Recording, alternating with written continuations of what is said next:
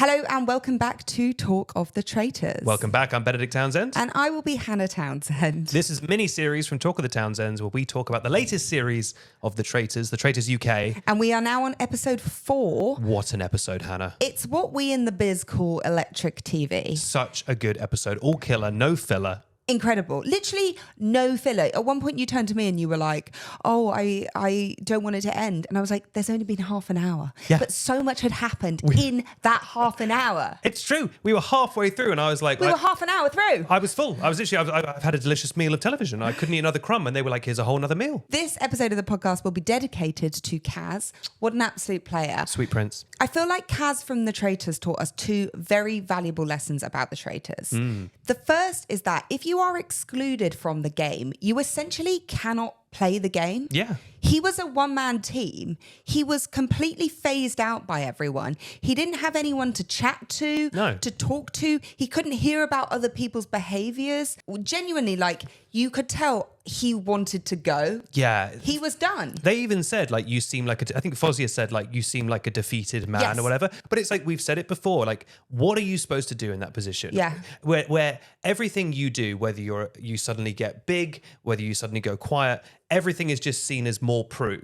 It's all just confirmation bias. They've decided you're a traitor. Nothing you can do will dissuade that. He literally said, like, I've been doing this for 4 round tables in a row. I'm done. I turned to you at one point and I said, in a way, I almost want him to get voted out just because I need them to understand how wrong they are about this guy. 100%. And I think he actually was quite happy to go. Yeah. The second thing Kaz taught us is the greatest way to leave that series. Oh, yeah. Was the biggest F you, but in a fun way. Yes. To the people who had just been gunning for him. I love that for a split second, right at the end, I think I was going to say facade, but it's not. His genuine niceness. Yes. He allowed it to slip for one moment. You could see in his eyes. Yeah. When he said faithful, I think he was actually thinking a different word, beginning with F, because he said it with a little bit of venom. And I was like, yes, Kaz. I like that also he brought back that twinkle in my eye. Yes. He came with receipts. He said, you said this about me and you all blocked me out of the game. I've had no one to chat to. Something this group in particular, I think, don't understand is that the game doesn't have to be at play all the time. Yes. Like the scene that we saw where Kaz came in, they were all eating dinner on the sofa and Kaz came in and they were clearly talking about Kaz and Kaz was like, oh, I can go if you want. No, they weren't. They were just talking about a random other theory. But Tyler was like, I can't possibly say that in front of Kaz. Kaz, right. Petty, mean. It is mean. Kaz had no one to have dinner with. Like, no wonder he was done when he was done. Like, what we're not seeing is like strong friendships form. Yes. In the way that we saw, like Hannah and Wilf were particularly close in season 1. In season 2, we had Harry and Molly. Like we were seeing these lovely like pockets of friendships. And like if I look at this group, I'm unsure who the really strong bonds are with. You know, we had a comment on one of our TikToks, and I'm sorry, I can't remember who it was who left it, but it was a good comment. And they said you had 3 strong, faithful people who groups would probably form around. And those are the people that voluntarily left the trade. Yes. Immediately, the second that Alexander and Fosia came back, they were both doing group making. They were both forming bonds. Yes. People were kind of forming around them. And I think there's something to that like the kind of person who would voluntarily leave for the group is the kind of person who would maybe bring people together. Yeah, 100%. And by removing them from the beginning of the show, you are left with, by their own admission, the more selfish people. Yeah. Yeah, I mean, there'll obviously be bits that we don't see, and maybe the game is not at play at all times, but I would have thought if someone wanted someone to sit with for dinner, you could pause the conversation. Like, they don't talk about anything else. You could have paused it for 5 minutes. Which, remember, was it the previous season where there was the woman who was the actress, and she was obsessed with Wilf being a traitor, but she would go on and on about it 24 hours later. And he was like, look, I know you think I'm a traitor, but can we just have can we please? I'm just trying to walk down the hallway. Yes. And it is that thing of like, I know you're all part of a game, but like you can have dinner with Kaz. Also, he's such a comically nice guy. That it's like, just have a meal with him. I would also once again like to remind everyone, you are on TV. If you are mean, especially to a comically nice person, if you are mean, it doesn't make you look good. Yes. Rein it in a little bit. You can be villainous and you can be scheming in a traitor's sense, but if you're just being mean and bitchy, you look mean and bitchy. Well, exactly. Tyler started off the episode by saying, "I didn't think I was this clever," but like, and then he continued to say two names, Kaz and Freddie, who weren't traitors. Yeah, truly. Linda's acting. We got another little Linda nugget this episode. I think she said, "Oh, and I'm so curious who's going to come in." I'd love to see. The problem with this is that we don't see the other side of Linda. Like, would Linda be like this if she wasn't a traitor? Like, does she just come across as a bit... Maybe this is just her personality. She just delivers lines quite flatly. I don't think we've seen a lot of Linda. At least not in this episode. It was a Linda light episode. She was quite front-loaded because everyone was initially suspicious of her correctly, and then they all just forgot that, apparently. Yes, I think she's still shaking in her boots a little bit after that. And she did do that very suspicious thing where she was like, I have no theories, yes. which you should never do. Yeah, pathetic. You've got to say a name. You have to think when you're in your room at night, she's preparing for a terrible acting job the next day. But when you're in your room at night, you've got to think, if they come to me and say, who do you think it is? And I'm put on the spot, I need to have a name and a reason to throw out. Just saying I don't know anyone, when we are seeing day and night, all they do is talk about the game. To not know one name. Yeah, for two reasons. Sorry. One, because that's all faithfuls do. But two, because your job as a traitor, partially, is to like sow distrust. Like Mina is such a good traitor because not only does she, murder people and whatever, but she's quite good at manipulating a little bit.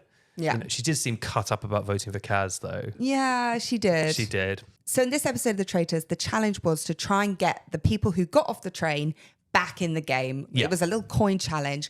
I want us to go through the 3 different speeches and rank them out of 5. So first up, we had Alexander, who said he worked in conflict zones, and it was a classic line, I'm good at reading people. I know. Honestly, I'm sure there is a Traitors drinking game, but like there should be like a down your drink when someone says their job makes them... The priest also did it this episode of like, you meet lots of people as a priest. Yeah. I would give him 5 out of 5. I'm going to give him 4, but when I first listened, I thought that's a 5. Yeah. I'm going to give him 4 because we went on to Fosia. Yeah. Incredible speech. Really good speech. To say I was the first that got off that train. Yeah.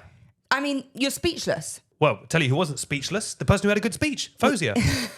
That was a really strong, smart thing to say. The trick is, right, and we'll see this when we come to our third speech, you got to have an angle. Yeah. Alexander's angle was, I'll be a useful teammate. Fosia's angle was, I've already done you a favour. Jack's angle was like, I'm really tall. No, Jack did have an angle. It was just a different angle. Alexander went for brains, and Jack said he was tall and good in challenges. So he did have an angle. He said, I would win money for the group. I know, but that's just not as strong an angle. And I think he knew that. I think he knew it a little bit too. I was a little bit sad to lose him because he seems really fun and he seems like great TV. And I kind of mourn the version of the show that would have had him in it. Yeah. I'm surprised that they didn't get together as a group on the side and just say, it would be worth our while just only putting coins in 2 people's little slots. It's another sign of how independently minded this group is. Yes. I thought the first thing they would have done is got together, at least a few of them, and decide how they were voting. But everyone was putting the coins where they personally wanted to put the coins. I guess it's free will. I guess it's like, who do you want to vote for? But the challenge would have been shorter, and it also would have maybe brought them together as a team to try and be like, let's vote for who we think and then like save ourselves time, save our energy, and only put the, a majority vote kind of thing. Yeah. I thought it was very strange. Speaking of Fosia, I mean, an immediate main character. Because when Claudia said, Fosia and Alexander, you can sit at the round table, but you're not allowed to vote, you're not allowed to be banished. I was like, okay, well, they're just going to be seat fillers. Mute, basically. I thought that they were going to have a non-speaking role. Yeah. Not our girl. Not our girl. When everyone was gathering around to stab Kaz in the back, it's Fosia with the chair. Yeah. Straight in. And she said, and I quote, that's not very nice. That sounds like it's personal. Yeah. Which is true. It was personal with Kaz. Also, it's very telling that she came into that group, was with them for like an hour, and could immediately pick up on that vibe that everyone was like meanly going for him. 100%. Yeah. That's pretty damning. It's a really fantastic entrance from her. Yeah. In the game as a very strong player. I think she is going to be a very strong player. I think she's got real risk of being murdered because I think they will recognise that she's strong unless she's recruited. I also think she will have incredible power and influence within the group. She's already showing that. side of her. She's not afraid to speak up. She comes across as very likable and smart. And I wouldn't be surprised if they murdered her because she will be able to sway the group. Also, as we've seen time and time and again, anyone who is a little bit, she's not that old, but anyone who's a little bit older, the group always consistently, one, underestimates, and two, really trusts as like a kind of authority figure. Yeah. So like with Amanda in season 1 or whatever, they simultaneously see them as strong and wise, but also they, not lovely Fosia. She'd never be a traitor. So I wouldn't be surprised if she gets recruited. I'd like to introduce a new thing to the show. This is what I call the Merrill Award. And this is awarded to the player who just has no idea what's going on. Currently, the winner of the Merrill Award is Francesca, who just seems lost at sea. So the big theory online is that Francesca is Freddie's mum. But she just voted for him. But she was upset, was she not? Yeah, She was hysterically crying and they were hugging. And she has said she has kids. And he has a mum. Oh, wait. No, did he say I have a single... He said he had a single... I think she said she had 3 kids. And he said he's an only child. I don't think that... It might be a bluff, double bluff. Maybe they're not. Have you heard the grand traitors theory, which is that everyone in this series is related to everyone from the last series? Which I don't think is true. But I don't think it even really makes sense if you try and work it out. But how funny do we have a ginger for Paul? Well, it could be a cousin or, or an adopted grandfather. I don't know. Look, it doesn't really pass the immediate smell test. But I think there's a bit of a vibe going on among everyone that there's going to be some grand... Big reveal, yeah. Big twist. And I wouldn't put it past them because they've made some bold and I think correct changes. Like every challenge so far has been tied to the wider game, which I think is so smart. But everyone is watching the Traitors thinking 2 people are related, 2 people know each other, 2 people are whatever. Obviously, we had the sisters who came in and told everyone that they were. But I guess it would be fun again to have another twist that 2 people are mother and son. But I don't know, have we seen it? I'm kind of not looking out for that this series. Maybe that's not silly. I think there will be some kind of big twist, but I don't know what it is. Perhaps it could be, no, surely not, that someone's not really Welsh. No, that would never happen. Another thing I just want to remind everyone, right? We know who the traitors are. The people on the show don't know who the traitors are, right? Now, that certainly doesn't excuse that they've been a bit rude and a bit intense at times. I'm not excusing that. But people online are a little bit liberal at being like, these people are idiots. How could they suspect Freddie or this? But they don't know. Yes, it's I know. very easy for you to say that. Yeah. And for us to say that, because I'll do it myself, like these idiots going for Freddie. But I know who the traitors are. You've got to remind yourself of this. And also, they have nothing to go on. No. Apart from perhaps the greatest piece of evidence of all time, which is Linda turning at the word traitors, which they've chosen to ignore time and time again. Yeah. But they really have nothing to go on. So when Tyler turns around and goes oh, Anna. First of all, I'm like, who's Anna? Because that's not a character that's not been introduced. But I'm like, they don't know. But keep that in mind is my advice. Yeah, I agree. And any sort of theory someone comes up with can be true no matter which way you twist it. Is it Liv? When she was saying that but Freddie, that's exactly what he would do. He would murder her. You know, and it's just but also... he wouldn't murder her, and both can work and be true at the same time. Yeah. So the best thing you can do if you're a traitor is just throw things out that make no sense. Yeah. And there's no path, which is exactly what they're doing, and we see it every single time. Yeah, they don't know. A really interesting question that's come up about the traitors is when you are watching the traitors, are you rooting for the faithfuls or the traitors? That's a great question. I think I'm always kind of rooting for the traitors. Yeah. Unless there's a really obnoxious traitor. But even Paul, right, last season, who was a bit of an obnoxious traitor, you still loved him. Yeah. He was an anti-hero. Yes. And it was very, very satisfying when they voted him out. But I was still almost always rooting for him. Sure. This season, I want Mina to win. Yes. Linda can be banished. I think she's done well to survive this long anyway. But Mina, I'm I want Mina to prevail. Unless you are an incredible faithful, like we saw Jazz in last series, Jazz. who is a traitor hunter, who has theories, who's working things out, that you're that's amazing.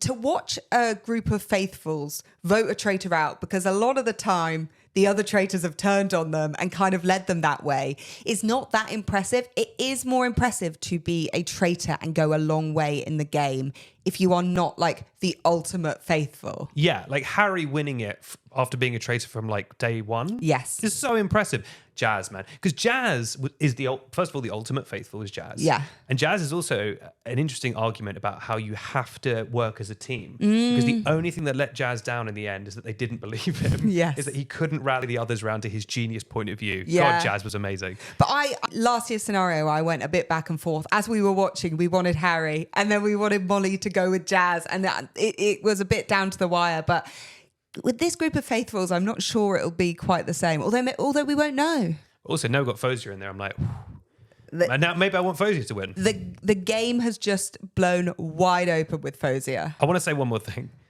We made a video recently addressing the breakfast theory on the Traitors.